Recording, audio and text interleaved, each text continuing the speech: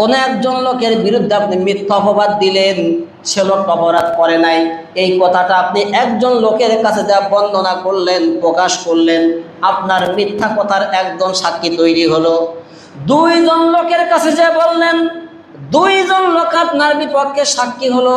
যদি এলাকার মধ্যে 10 জন মানুষের মধ্যে দেয়া আপনি আমার নামে মিথ্যা একটা কথা ছড়ান, ওই 10টা লোক আপনার বিপক্ষে সাক্ষী হলো। এইবার যদি আপনি ইন্টারনেট ফেসবুকে এসে একটা ভিডিও তৈরি করে আমার নামে মিথ্যা অপবাদ ছড়ান, তাহলে যত মানুষ ওই ভিডিও দেখবে ওই প্রত্যেকটা লোক আপনার বিপক্ষে সাক্ষী হবে কিয়ামতের মাঠে যে আপনি আমার বিপক্ষে মিথ্যা কথা প্রকাশ করেছেন, ছড়ায় বেড়াইছেন। এই যে হাজার হাজার মানুষ আপনার বিপক্ষে সাক্ষী হয়ে গেছে যে আপনি আমার বিপক্ষে মিথ্যা কথা ছড়াইছেন, কিয়ামতের দিন এই হাজার হাজার মানুষ যদি আপনার বিপক্ষে সাক্ষী দেয়, আল্লাহ আপনাকে কোন ওসিলায় জান্নাতে দেবে বলেন তো? আল্লাহ তো মানুষকে জান্নাত দেওয়ার জন্য ওসিলা খুঁজবে যে আমি আমার বান্দার কোন ভালো কাজের বিনিময়ে জান্নাত দিব।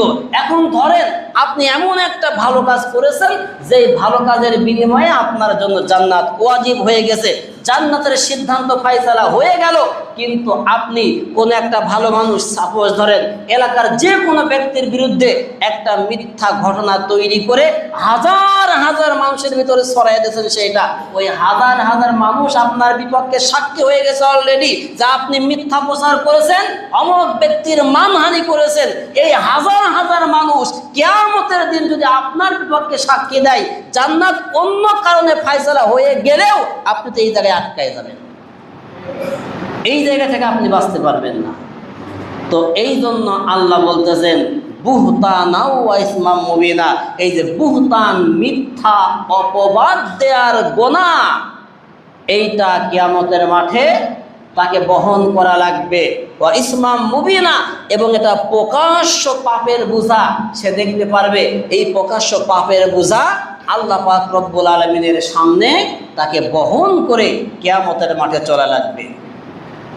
আমার ভাইরা, এই জন্য এই পাপের বোঝা যদি কোনো মানুষের ঘাড়ে কিয়ামতের মাঠে চাপিয়ে দেয়া হয়, বুখারীর বর্ণনার হাদিস, আল্লাহ নবী সাল্লাল্লাহু আলাইহি সাল্লাম বলেছেন, তোমাদের মধ্যে কোনো মানুষ যদি কোনো মানুষের মানহানি করে বা কোনো মানুষের ক্ষতি করে বা কোনো মানুষের সম্পদ আত্মসাৎ করে, সে যেন দুনিয়ার জমিনে ওই লোকটার কাছ থেকে মাপ চেয়ে নেয়, অথবা তার যে ক্ষতি করেছে সেই ক্ষতির বিনিময়ে পরিশোধ করে দেয়।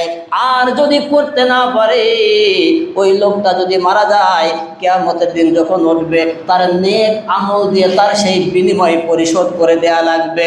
এইবার কিয়ামতের মাঠ এমন একটা জায়গা হবে, লা দিরহাম লাহু ওয়ালা দিনার। আল্লাহ নবী বলতেছে ওই দিন কিয়ামতের মাঠে কোনো মানুষের সামনে কাছে কোনো দিনার থাকবে না, দিরহাম থাকবে না, তাহলে ঋণ পরিশোধ কি দিয়ে করবে? তখন নেক আমল, তার আমল নামায় যা কিছু আছে এইটা দিয়ে কেটে কেটে তার সেই ঋণগুলো কিয়ামতের মাঠে পরিশোধ করা লাগবে।